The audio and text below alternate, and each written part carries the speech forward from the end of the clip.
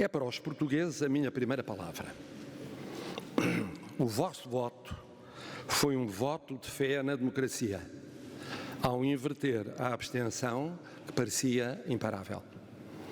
Querendo dizer, nos 50 anos do 25 de Abril, que o voto vale sempre a pena, a liberdade vale sempre a pena, a democracia vale sempre a pena. Que bom recordá-lo neste 2 de Abril, o mesmo dia em que há 48 anos se realizou a votação final global da Constituição, em que tive a honra de participar, uma Constituição debatida em plena e conturbada revolução. Senhor Primeiro-Ministro, acaba de assumir funções por ter encabeçado a candidatura mais votada pelos portugueses, para substituir quem liderou o mais longo governo neste século e o segundo em democracia, sempre com sensibilidade internacional, em particular europeia, que foi e é de interesse nacional. A vitória eleitoral foi difícil, porventura a mais estreita em eleições parlamentares, mas imagino que talvez por isso a mais gratificante. Ao votar, os portugueses fizeram 3 escolhas e o somatório dessas 3 escolhas define o mandato recebido pela coligação, mas também pelo seu líder. Escolheram, pelo aumento da participação, exigir do Governo, saído das eleições, reforçada aproximação às pessoas e aos seus problemas. Escolheram depois mudar de hemisfério de Governo. Não deram ao partido que dispunha de maioria absoluta de mandatos uma nova maioria. Nem lhe deram minoria que fizesse maioria absoluta com outros partidos do mesmo hemisfério. Nem deram, e aí por uma diferença muito exígua, ao principal partido desse hemisfério, a vitória eleitoral. Escolheram finalmente dar a vitória ao setor moderado e não ao setor radical do outro hemisfério. O mandato parece óbvio, mas é complexo. Por 4 razões. O panorama internacional, a governação económica e social interna, a base de apoio político, o tempo disponível. Primeiro, o panorama internacional.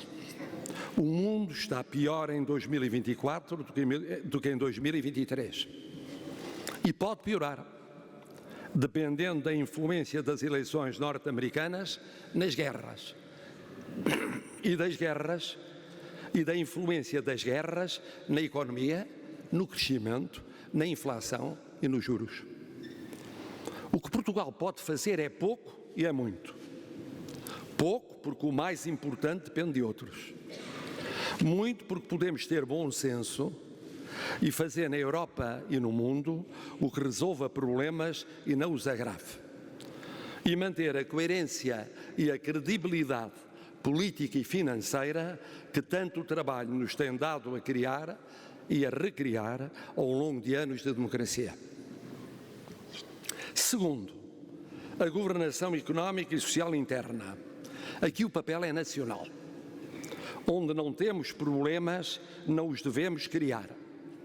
Como no consenso sobre mais crescimento, investimento e exportações, no equilíbrio das contas públicas, na atenção à dívida externa, pública e privada, no aproveitamento das vantagens da segurança e certeza nacionais perante a insegurança e incerteza internacionais. Onde temos problemas de custos ou disfunções económicas e sociais que possam romper estruturas fundamentais do Estado ou áreas sensíveis do tecido social, não há como não intervir, com o cuidado de não atingir o núcleo crucial daquilo que não é problema. Terceiro, a base de apoio político. Com uma representação parlamentar como a obtida, importa saber com o que conta o Governo e o que deve alcançar. Conta com o apoio solidário e cooperante do Presidente da República, que aliás nunca o regateou ao seu antecessor.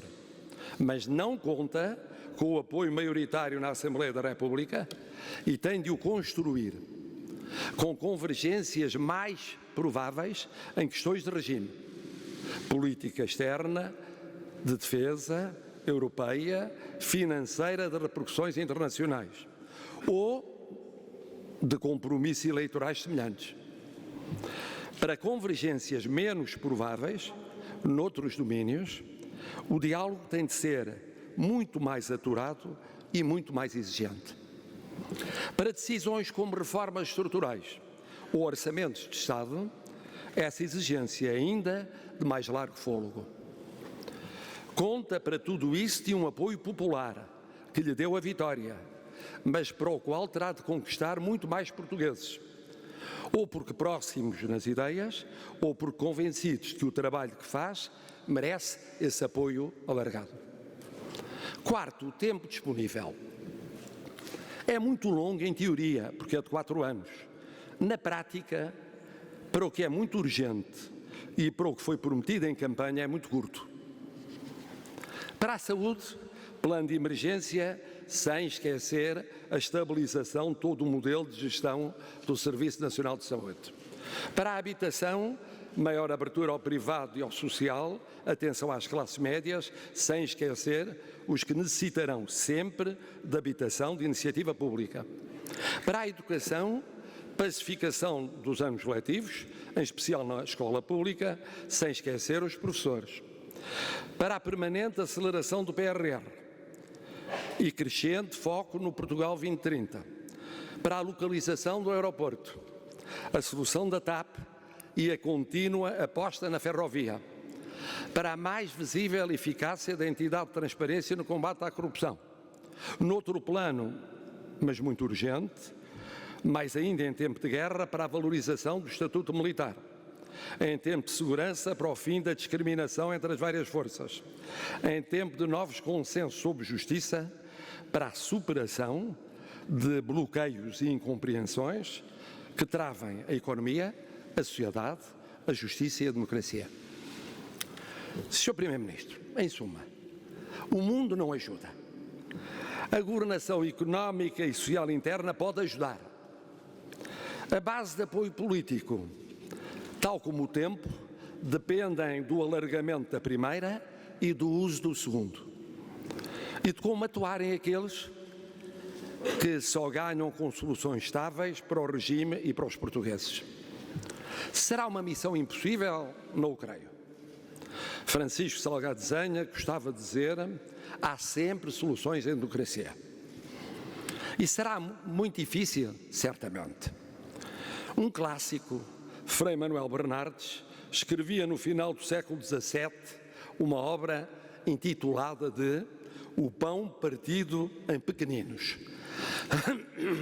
Aplicável a esta situação, significa parte-se um problema em vários mais pequenos e resolve-se um a um, sem perder a vista do todo, com paciência, sem elevar expectativas ou criar ambições ilusórias.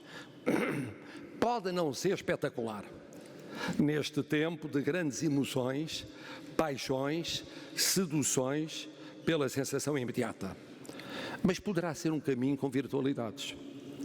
Os portugueses só ganham se com este ou outro caminho o Sr. Primeiro-Ministro puder corresponder ao voto que deram à coligação que liderou e até a muito outro que lhe não deram, desde que entendam ambos que é bom que tenha sucesso, porque esse sucesso a todos aproveitará. Tal como os portugueses só ganham se com a mesma humildade e determinação com que aí aportou, nunca se esquecer deles, dos jovens que desta vez apostaram no voto, aos menos jovens que se recusaram a perder a esperança, se nunca se esquecer de todos eles. São a única razão de ser da missão que hoje assumiu, porque eles, e eles todos, são Portugal.